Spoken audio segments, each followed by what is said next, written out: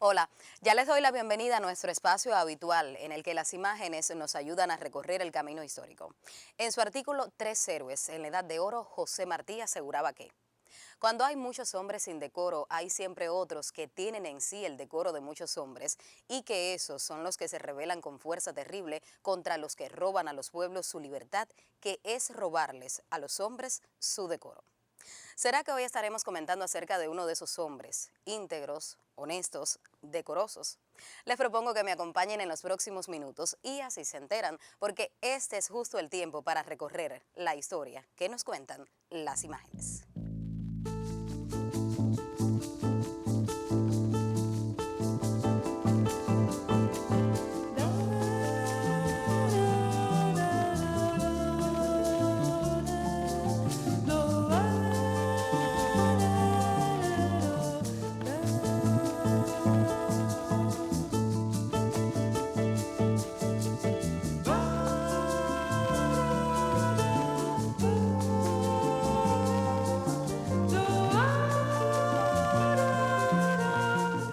La historia de la humanidad guarda con celo los nombres de muchos hombres que, más que su decoro, entregaron su vida en defensa de la libertad. Aquí en Cuba tenemos varios, pero entre todos se destaca la figura de Ernesto Guevara de la Serna, nuestro legendario guerrillero heroico, que, si bien no era cubano de nacimiento, se sentía como tal. ¿Qué les tenemos preparado para hoy sobre aquel aguerrido combatiente? Se los revelamos en breve. No se distraigan, haremos solo una pausa y enseguida continuamos. What if recent United States efforts to help the Latin American people are successful? If the ruling classes agree to land reforms and tax reforms, if the standard of living could be raised, wouldn't the message of the Cuban Revolution lose its power?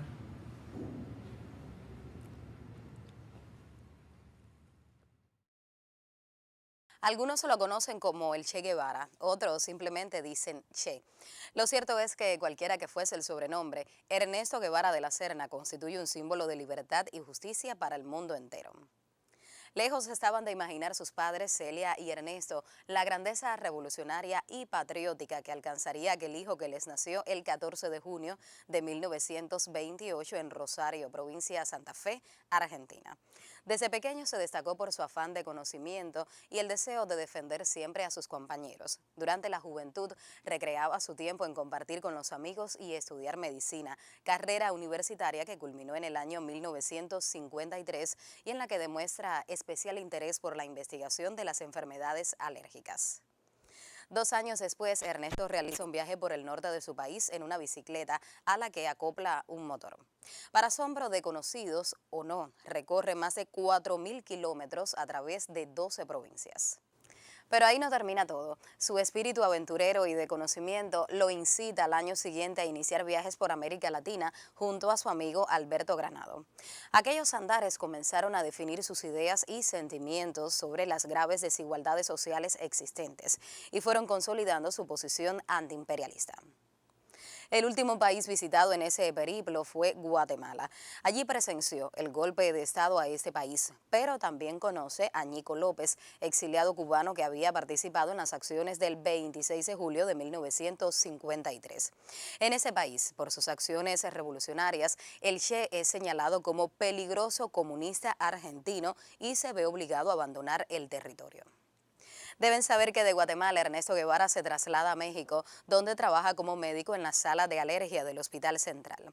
Allí sufre prisión junto a otros compañeros y luego de su liberación, y gracias a la intervención del expresidente mexicano Lázaro Cárdenas, contrae matrimonio con la peruana Hilda Gadea. Nace su primera hija, Hilda Beatriz Guevara Gadea.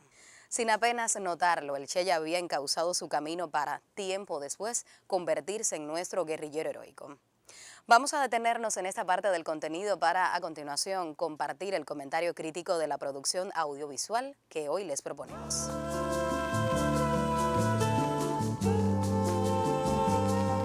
La propuesta cinematográfica del programa de hoy se titula Che, el argentino, una película realizada en el año 2008 por el director estadounidense Steven Soderbergh.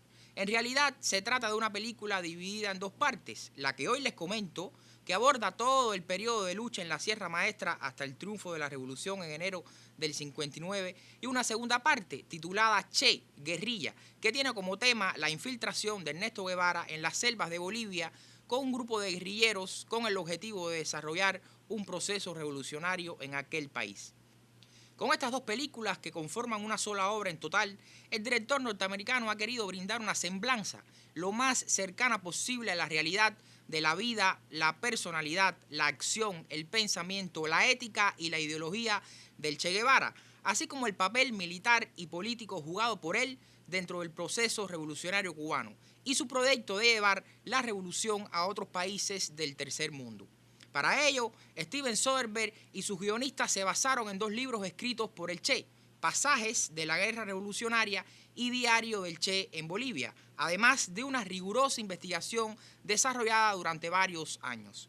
El actor puertorriqueño Benicio del Toro, quien obtuvo el papel protagónico para encarnar al político y guerrillero argentino, pasó 7 años estudiando su personalidad, su carácter, su pensamiento, y la destreza de su interpretación fue laureado con el premio a la mejor actuación masculina tanto en el Festival Internacional de Cannes como en los premios Goya. El resto de los personajes de la película, Fidel, Raúl, Celia Sánchez, Camilo, Almeida, Ramiro Valdés, entre muchos otros guerrilleros y figuras políticas de la época, fueron representados por actores de varios países, entre ellos algunos cubanos, como Jorge Perogurría, Vladimir Cruz y Luis Alberto García. Por tanto, como se trata de un reparto internacional, una de las cosas que más les puede extrañar al público cubano es el acento de los actores. La manera de hablar de muchos de ellos no tiene nada que ver con el acento y la forma popular de hablar el español que tenemos los cubanos. Y esto produce cierta dificultad a la hora de reconocer en esos personajes rasgos esenciales de la idiosincrasia cultural de la isla. Sin embargo, los personajes protagónicos están muy bien caracterizados, sobre todo las figuras del Che, Fidel y Camilo, así como la relación que se establece entre ellos en la medida en que se desarrolla la lucha en la sierra. Entre Fidel y el Che, una decisiva colaboración intelectual y estratégica, recreada con suma sutileza, y una incondicional obediencia del segundo a las decisiones tácticas y políticas del primero. Entre Camilo y el Che, la profunda amistad, sin mediación de protocolo alguno, una amistad matizada por el carácter jocoso del héroe de Yaguajay, el único que podía bromear con el Che. Pero veamos un primer fragmento, el punto en el que arranca la narración de la película, México, julio del año 1955, el día en que Fidel y el Che se conocen.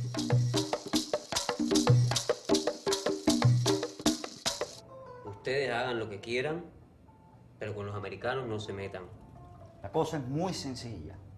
Nosotros lo que tenemos que hacer es organizar un golpe, que fue lo que hizo Batista. Dio un golpe y en un solo día cogió el poder. Aquí la cosa es que tengamos el poder. Lo demás es bobería. Lo importante no es tomar el poder, sino saber qué hacer con el poder. Sí, señor. Y ese golpe tiene que estar basado en principios. Bueno, señores, vamos a comer. Fidel no llega, oye. Argentino, échame una manito, anda. Yo no creo que haya que hacer concesiones, sino establecer condiciones.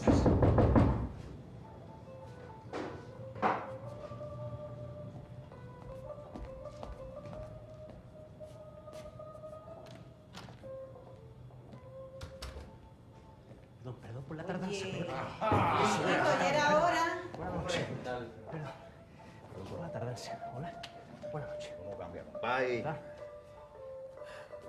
Este es Ernesto. ¿El doctor argentino? Sí, placer. Bueno, Vamos a cenar. vamos a comer. Che, el argentino, comienza con un diálogo entre Guevara y una periodista norteamericana, una entrevista realizada en La Habana en el año 1964. Esa entrevista será el hilo conductor a través del cual se irá hilvanando la narración de la película, que cuenta las peripecias de la lucha en la sierra y la invasión a Occidente hasta el día del triunfo. A su vez, se van insertando secuencias en las que se recrea el desempeño diplomático del Che en las Naciones Unidas en diciembre de 1964. Las preguntas que le hace la periodista establecen un contrapunteo con la manera en que sucedieron los hechos y las misiones que dentro del ejército rebelde le fueron encomendadas al Che. Las respuestas del Che permiten comprender cómo pensaba este y la manera en que comprendía el rol que debía jugar como guerrillero bajo el mando de Fidel. Veamos la secuencia en la que la periodista le pregunta al Che, ¿cuál es la cualidad más importante de un revolucionario? So Fidel is off attacking towns to the west. Was it frustrating to you as a revolutionary, nursing 20 wounded men, trying to get them inland? Un verdadero revolucionario tiene que estar siempre donde se le necesite, aunque no sea directamente en el combate. Algunas veces hay que asumir tareas como esta, de buscar alimentos, vendar heridas, cargar compañeros durante kilómetros, en fin, cuidarlos hasta que puedan valerse por sí mismos. De eso se trata.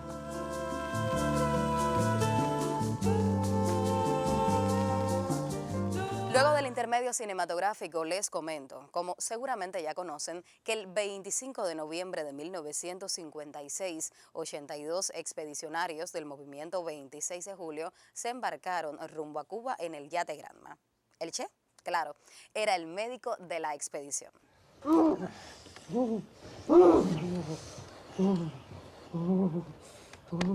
Bien, Che, bien. Tenemos que llevarlo a un hospital. Dame un trago. Al amanecer del día 12 de diciembre de 1956, el yate encalló a 2 kilómetros de la playa Las Coloradas, lo que hizo adelantar el desembarco. Mientras trataban de organizarse, los expedicionarios fueron emboscados.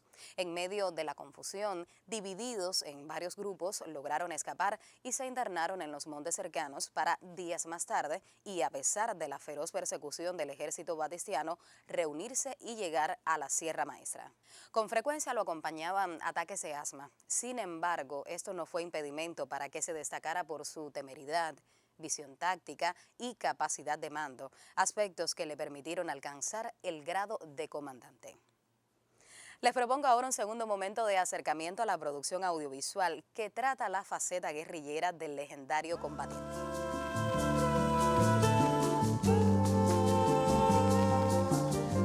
Los discursos del Che en las Naciones Unidas y las declaraciones que da a la prensa, así como el diálogo que sostiene con diferentes políticos, permiten apreciar no solo el pensamiento político del revolucionario argentino, basado en principios éticos de dignidad, soberanía y justicia social, sino también la manera en que se posicionaba Cuba y su naciente revolución en un contexto político internacional muy complejo, signado por la Guerra Fría, el enfrentamiento entre el bloque soviético comunista y el occidente capitalista.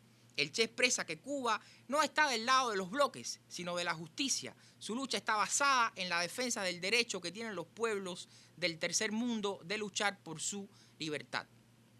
Una vez comienza la travesía en el yate Granma, la voz en off del Che, con fragmentos de su libro Pasajes de la Guerra Revolucionaria, se convierte en otro recurso esencial de la narración, a manera de un monólogo interior que nos hace participar de forma íntima de las reflexiones que los acontecimientos iban suscitando en el argentino. Veamos la secuencia en la que el aún pequeño ejército rebelde obtiene su primera victoria, lo que se conoce como el combate de Lubero. Esta es la primera acción de lucha que se escenifica en la película, y mediante el recurso de la voz en off, el director pone en boca del propio Che su teoría personal sobre la lucha armada. Soto no está en posición, pero no se puede mover porque ya se está aclarando. No sé si los demás ya están en posición. Es difícil ver por qué. Necesitamos municiones. Cubero.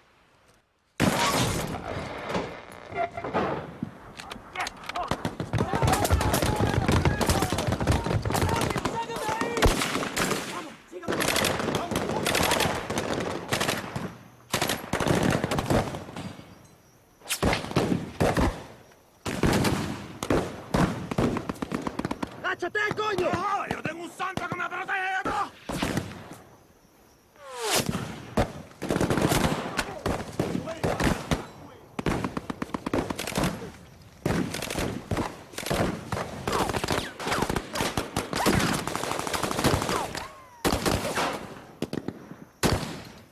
¿Está bien? En el brazo y la pierna.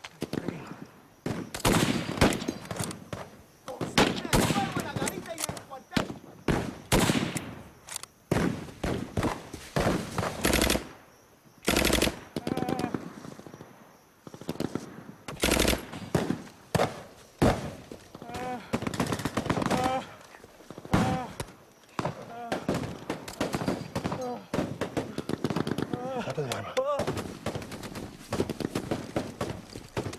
En La guerra y la paz, Tolstoy dice que la ciencia militar da por sentado que cuantos más hombres tenga un ejército, mayor será su fuerza.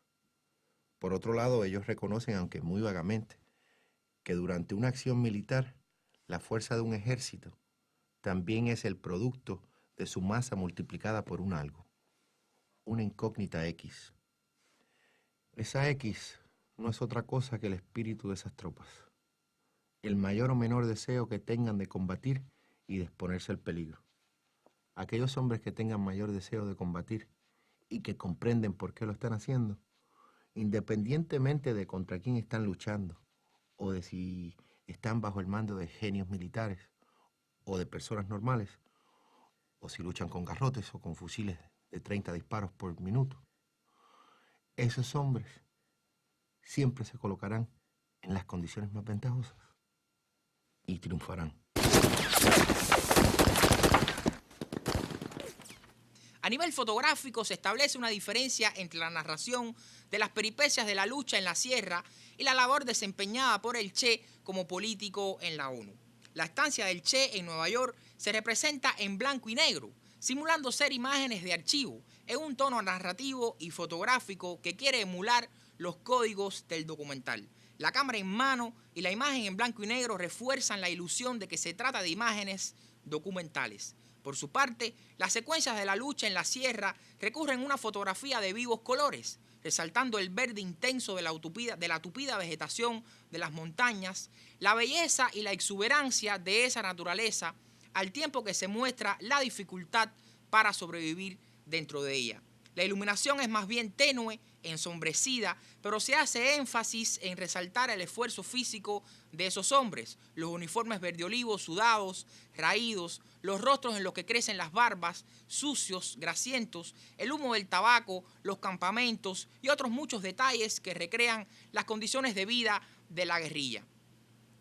En el último fragmento que les propongo ver, es posible apreciar algunas de las características estéticas que acabo de señalar, pero también otro aspecto que la película trata de manera sutil y es fundamental, por lo que deben prestar atención. Se trata del pensamiento político y estratégico de Fidel para conducir la lucha, no solo en el aspecto militar, sino también en el político. En esta secuencia se recrea cómo se inició un pacto con el resto de los movimientos que luchaban contra el gobierno de Batista.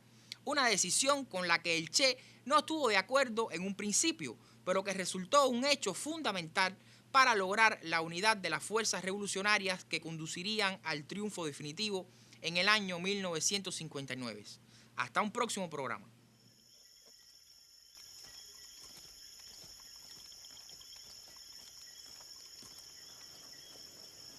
Quiero felicitarte, Fidel, porque hoy has entrado por el camino de los grandes de América.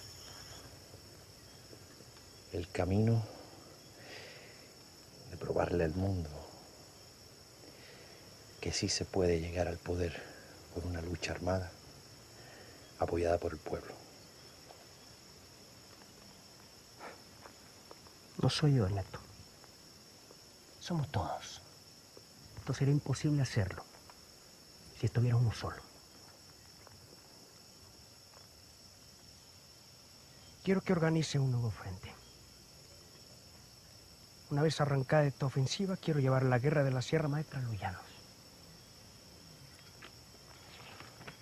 Tendrá que unificar a todas las facciones. Hay que tomar la provincia de las villas y dividir la isla en dos. Camilo irá por su cuenta en la misma dirección, liderando su propia columna. No habrá victoria en La Habana si no ganamos en las villas. Va a ser muy difícil que todos los grupos trabajen juntos, Ernesto. Así que espero que tengas afiladas tus aptitudes políticas. Y otra cosa. Yo sé que eres muy temerario, pero no puedes siempre ponerte en la línea de fuego. Es muy importante para nosotros. Y esto es una orden.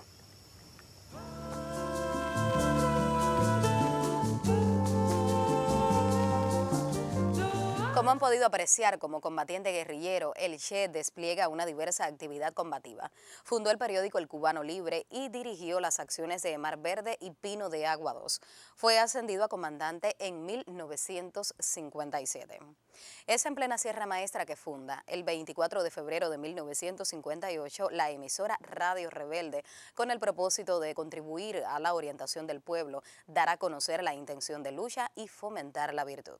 A propósito de lo que acabo de comentarles, les propongo compartir una arista artística que está relacionada con el guerrillero heroico. Nos vemos dentro de algunos minutos.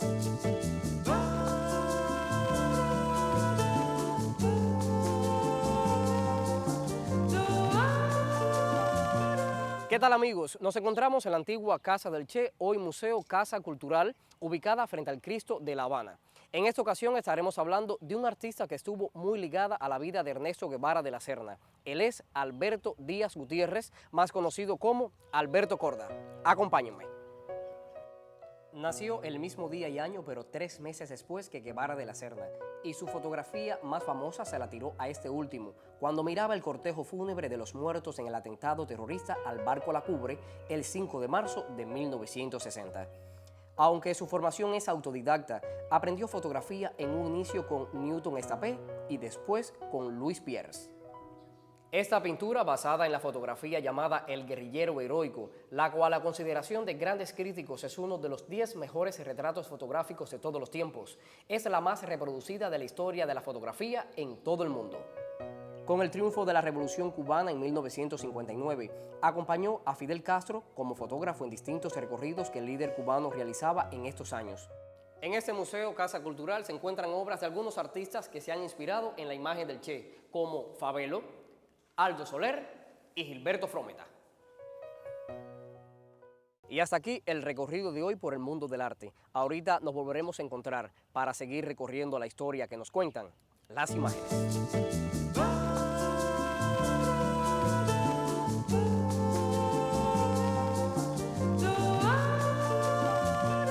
Como les anticipaba al inicio, la figura de Ernesto Guevara era un símbolo de dignidad en defensa de sus principios libertarios. Meritoria su labor para ser condecorado con el título Doctor Honoris Causa en Pedagogía y otorgársele, además, la ciudadanía cubana el 9 de febrero de 1959. Tuvo siempre el orgullo de considerarse ciudadano cubano. El 13 de octubre de 1965 se presentaron en un acto a los miembros del primer Comité Central del Partido Comunista de Cuba. Allí se hizo notoria la ausencia de uno de nuestros principales dirigentes revolucionarios. ¿Quién? El Che. Con su convicción de luchar contra el imperialismo donde quiera que estuviese, el Che, en los inicios de la revolución, decidió brindar su ayuda solidaria e internacionalista a otros países. Otras tierras del mundo reclaman el concurso de mis modestos esfuerzos.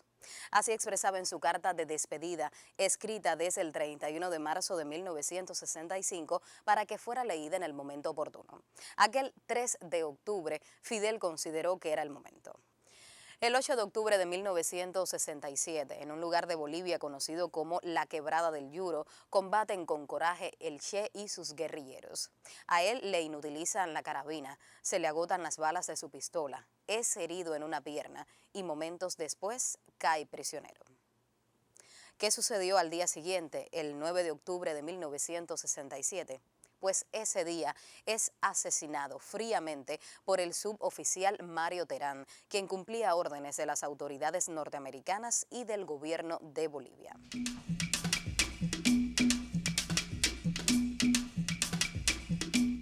¿Qué tal, amigos? Ahora nos hemos trasladado hasta este conocido lugar, el edificio del Ministerio del Interior, ubicado frente al monumento a José Martí en la Plaza de la Revolución. La edificación muestra la figura emblemática del Che basada en la popular fotografía que les comenté con anterioridad.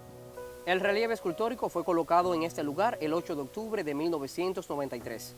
Es una imagen de acero del pintor, diseñador, escultor y grabador cubano Enrique Ávila González. Se diseñó durante la etapa del llamado periodo especial y fueron necesarios 4 meses y medio para concluirla. Su proceso de creación fue apoyado por albañiles, electricistas, soldadores y bomberos. Su altura es de 40 metros de alto por 20 de ancho y pesa 16 toneladas. Está acompañada de la frase "Hasta siempre", hecha con la misma caligrafía del Che. Y esto es todo por hoy. Nos volveremos a encontrar muy pronto para, desde el lugar, retomar la historia.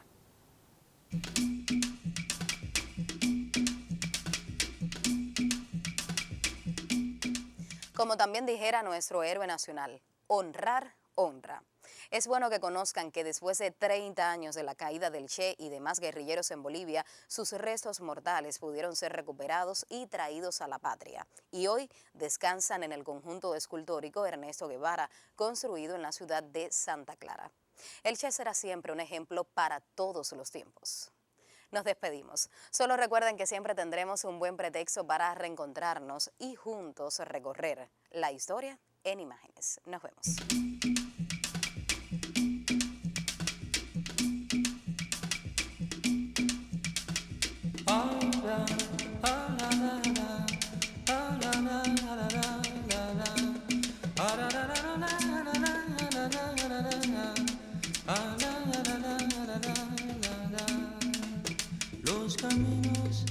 Los caminos nos hicieron solos. Cuando el hombre dejó de arrastrarse, los caminos